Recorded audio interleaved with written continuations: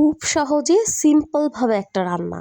আর এই রান্নাটা যেমন মশলা ছাড়া খেতে কিন্তু তেমনি দারুণ।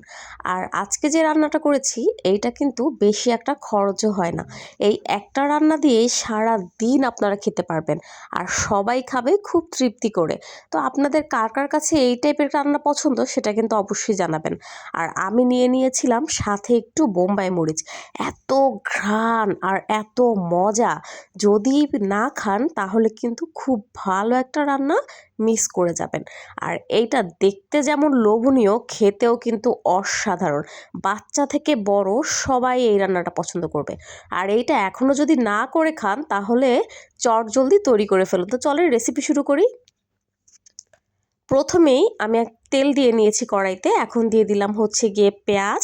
পেঁয়াজটাকে একটু হালকা করে ভেজে নিব যেন পেঁয়াজের যে কাঁচা কাঁচা গন্ধটা আছে সেই গন্ধটা যেন চলে যায়।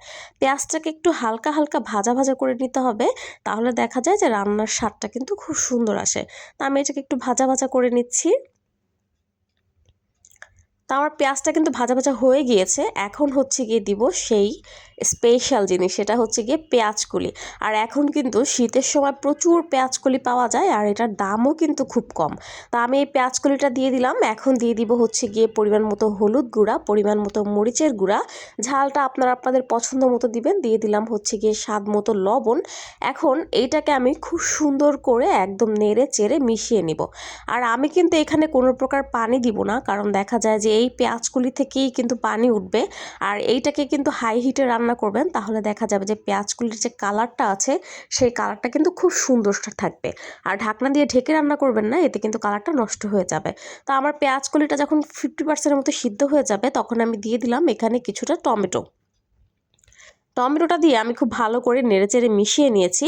এখন আমি মাঝখান দিয়ে একটু হালকা ফাঁকা করে এর মধ্যে দিয়ে দিব হচ্ছে গিয়ে 2টা ডিম।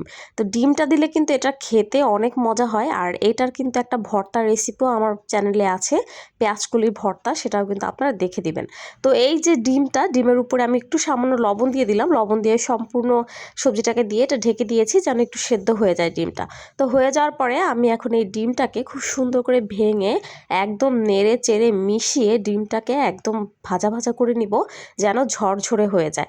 দেখেন আমার কিন্তু প্রায় রান্না হয়ে গিয়েছে।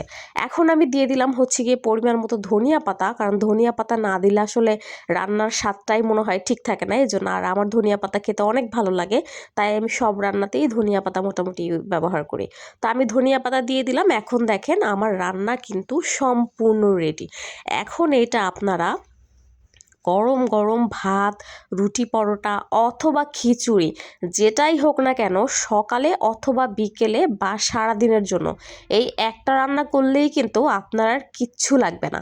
তো এই টাইপের পেঁয়াজকলি ভাজিটা আপনাদের কার কার পছন্দ সেটা কিন্তু কমেন্ট করতে ভুলবেন না। আর আপনারা কে কে এই রেসিপিটা বাসায় ট্রাই করেছেন সেটাও কিন্তু আমাকে কমেন্টে জানাবেন। আর আমার এই ভিডিওটা ভালো লাগলে অবশ্যই একটা লাইক, কমেন্ট ও শেয়ার করে লাড্ডু কিচেনের পাশে থাকবেন। আর নতুন নতুন রেসিপিও কিন্তু পেয়ে যাবেন আমার চ্যানেলে। ধন্যবাদ।